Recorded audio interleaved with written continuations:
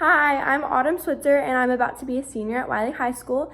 And today is June 16th, so I'm just going to kind of do a review of what I've been reading in John and June.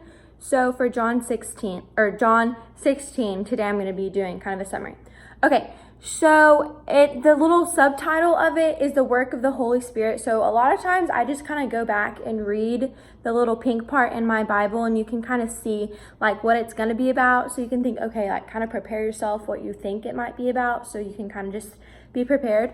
So straight off the bat, it says in verse 2, Jesus is talking to his disciples.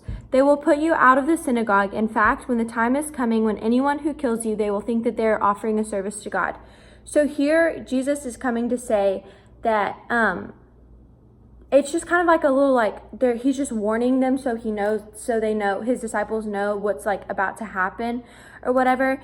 And then he goes on to say that they think that they're doing a service for God, but obviously that's not true because we're not supposed to kill people, clearly. And then it goes on to say, they will do such things because they have not known the Father or me. I have told you this so that when their time comes, you will remember what I have warned them about, what I have warned you about them. So Jesus, usually like whenever you hear a warning or whatever, like people are like think that that's like a threat call or whatever, but it's not. Jesus is just saying they think that they think that they're supposed to be doing this, but that's when Jesus is coming in to say that that's not right, and the reason that they're doing that is because they don't know Jesus. So then, I did not tell you this from the beginning. Oh yeah, and then he goes on to say, I did not tell you this from the beginning because I was with you, but now I'm going to him who sent me. So really, it doesn't say it directly in this passage right here, but the main thing about this whole passage is the time before Jesus is going to get crucified. So he's going to tell his disciples, and later on he says you will weep and you will grieve and you will be very upset about it.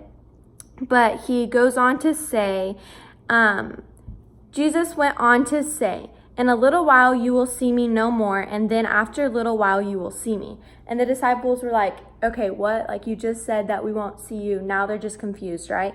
And so it goes on to say more. At this, some of the disciples said to one another, what does this mean? Obviously, you wouldn't know.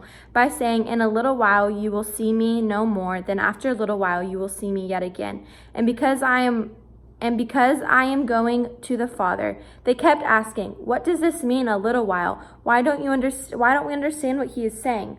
Jesus saw that they asked him about this, and he said to them, are you asking one another what I meant when I said, in a little while you will see me no more, and after a little while you'll see me?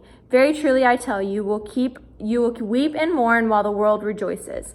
So this, again, like I said in the beginning, the very start about it, they're saying that the world will rejoice because Jesus Christ has died, but Christians, so his disciples, they will weep and mourn and be very upset. But he says, in a little while I will be gone, but in a little while longer I'll be back, and you will take joy in all of that. So then later on it goes throughout, in the very end, the very last verse I love, it says, I have told you these things so that you may live in peace in this world, so that in this world you may have trouble, but take heart, I have overcome the world. And that is just such a great reminder that there's nothing too big or too little for Jesus Christ. He is telling his disciples right now what's about to happen, and they're mourning and grieving about that. But Jesus, at the very end, how he closes this whole passage is he's saying, take heart, I've overcome the world. And he's going to later on be crucified. The crucifixion of Jesus is John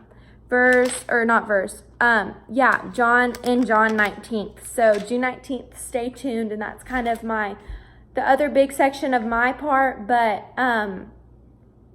Jesus, there's nothing too big or too small. Jesus has overcome the world, and that's very encouraging to hear.